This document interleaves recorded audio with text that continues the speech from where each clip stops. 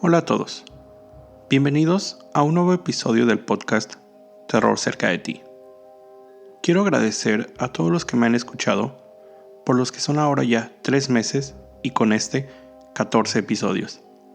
Les recuerdo que pueden mandar sugerencias de temas o sus propias historias al correo terrorcercadeti@gmail.com o visitando mis redes sociales, Terror Cerca. En esta ocasión, les contaré la historia de uno de los edificios más emblemáticos de la Ciudad de México y que se dice más encantados, el Palacio de Lecumberri. Ubicado en el oriente de la Ciudad de México, inició sus operaciones como una cárcel en septiembre de 1900, durante el mandato del entonces presidente de México, Porfirio Díaz, y continuó en operación hasta 1976. Desde 1981, el edificio sirve como sede del Archivo General de la Nación, lugar donde se pueden encontrar documentos históricos de México, como las constituciones de 1814, 1857 y 1917, los escritos de Sor Juana Inés de la Cruz, cartas de Benito Juárez y la Carta Original de la Independencia de México, entre otros. Esta cárcel fue diseñada por los ingenieros Antonio M. Anza, Miguel Quintana y Antonio Torres Torija, influenciados por los diseños del inglés Jeremias Bentham, siguiendo el modelo panóptico, es decir, una torre en el centro, rodeada de pasillos largos, en forma de estrella. Siendo la torre el centro de la estructura, servía como una base para la vigilancia de todo el penal. En esta torre, los guardias podían observar todas las celdas desde un solo punto. Este diseño hacía que los presos estuvieran bajo un constante estado de paranoia, ya que no sabían en qué momento estaban siendo vigilados. Esta forma de tortura psicológica hizo que esta cárcel fuera considerada como una de las más inhumanas del país, ya que algunos de los presos se volvían locos, solo por la situación de constante vigía en que se encontraban. Cuando Lecumberri inició sus operaciones, contaba con 804 celdas, que albergaron a 996 presos. Pero en pocos años llegaron a estar ahí más de 3.800 presos.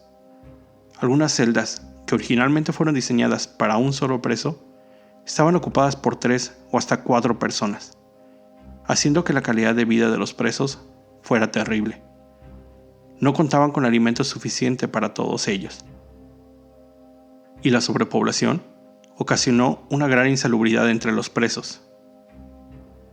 Estos eran separados en diferentes secciones de acuerdo al delito que habían cometido: presos políticos, asesinos, y la sección J, donde agrupaban a los homosexuales. De ahí surgió el término joto, usado en México de forma despectiva. Entre los presos más famosos que alguna vez fueron encarcelados ahí, podemos encontrar a Goyo Cárdenas, o mejor conocido como el Estrangulador de Tacuba. Posiblemente en el futuro haga un episodio con su historia.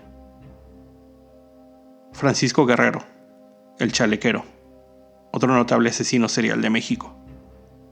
Ramón Mercader, asesino de León Trotsky. El escritor José Revueltas. El muralista David Alfaro Siqueiros, quien de hecho pintó uno de sus murales en esa cárcel y hasta la fecha sigue existiendo ahí. Pancho Villa, y en algún momento hasta Juan Gabriel fue huésped de este lugar. Pero sin lugar a dudas, lo que más fama le trae a este lugar fueron los tratos inhumanos que se llevaron a cabo ahí. En este lugar fueron hechos presos algunos de los líderes del movimiento estudiantil del 68. Ahí fueron torturados, y muchos de ellos asesinados en ese mismo lugar. Existen muchas historias que cuentan sobre fantasmas y apariciones en este lugar. Debido a las condiciones en que vivían ahí los presos, algunos de ellos cometían suicidios, y sobre todo, por el trato de los guardias, otros tanto fueron ejecutados ahí. Todas estas tragedias son el origen de muchas historias y dieron pie al nombre con el que se le conoce este edificio, el Palacio Negro de Lecumberri. Las almas en pena de los ahí fallecidos llenan de carga negativa este lugar. Una de las historias más famosas es la del prisionero ahorcado. Se dice que había un preso que había sido sentenciado a una larga cadena por un crimen que según él no cometió. Debido a las circunstancias en que vivía, maltratos, poca comida, poca agua, durante un descuido de las guardias, se ahorcó en su propia celda, con sus sábanas. Quienes visitan el lugar aseguran ver el fantasma de una persona, colgada del cuello, siempre en la misma celda. Otra aparición es la del charro negro, un espectro elegantemente vestido de negro, quien siempre que se le ve, se acompaña de lamentos, gritos de los espíritus que se ha llevado. Otra historia, y tal vez la más famosa, es la contada por uno de los trabajadores de limpieza del lugar. Él había trabajado en ese lugar por ya casi 3 años, y la primera vez que experimentó algo fuera de lo normal fue durante una noche. Mientras se encontraba realizando su trabajo, escuchó suspiros en los pasillos, como de tristeza. Algunas noches después, asegura haberse encontrado con un hombre. Vestía el uniforme de preso, y con un rostro muy triste le dijo: «Otra vez no vino mi Amelia». Cuando el trabajador comenzó a hacer algunas preguntas para saber quién era él, qué hacía ahí, lo perdió de vista por un segundo. El espectro desapareció en ese momento. Después de investigar un poco, descubrió la historia de Don Jacinto. Don Jacinto era un albañil en la década de los 40, casado con una mujer de nombre Amelia, pero la mujer le era infiel con su compadre. Juntos idearon un plan para deshacerse de Jacinto y de paso obtener dinero. Uno de los clientes para los que trabajaba Jacinto era una señora de gran fortuna. Amelia robó un martillo de las herramientas de su esposo. Ella, junto con el compadre, asesinaron a la señora adinerada con el martillo, robaron el dinero y dejaron ahí el arma. Cuando Jacinto fue capturado como principal sospechoso del crimen, la misma Amelia declaró en su contra, relatando que él había confesado su plan y su accionar. Jacinto nunca negó las acusaciones de su esposa, pensando que manteniendo silencio demostraría su amor incondicional hacia ella. Jacinto fue declarado culpable del crimen y enviado al Palacio de Lecumberri a cumplir su sentencia. Todo el tiempo que estuvo recluido ahí, él esperaba que llegara Amelia a pedir perdón por lo que le había hecho y aceptar el amor de su esposo, pero esto nunca pasó. Don Jacinto pasó años encerrado en el penal, donde los demás presos lo apodaron el Venado, haciendo burla al engaño de su mujer. Solo como aclaración, en México y creo que en algunos otros países, se dice que cuando una persona le es infiel a su pareja, le dice que le pone los cuernos. De ahí el apodo de Jacinto. El hombre falleció dentro del reclusorio y nunca volvió a ver a su amada. Después de que el empleado del edificio descubrió esta triste historia, pasaron varias noches. Cuando por fin volvió a ver el espíritu de don Jacinto, de nuevo con una expresión de gran tristeza, sentado en una banca, este le volvió a decir: «Otra vez no vino mi Amelia». A lo que el empleado le dijo: «Amelia falleció hace ya muchos años».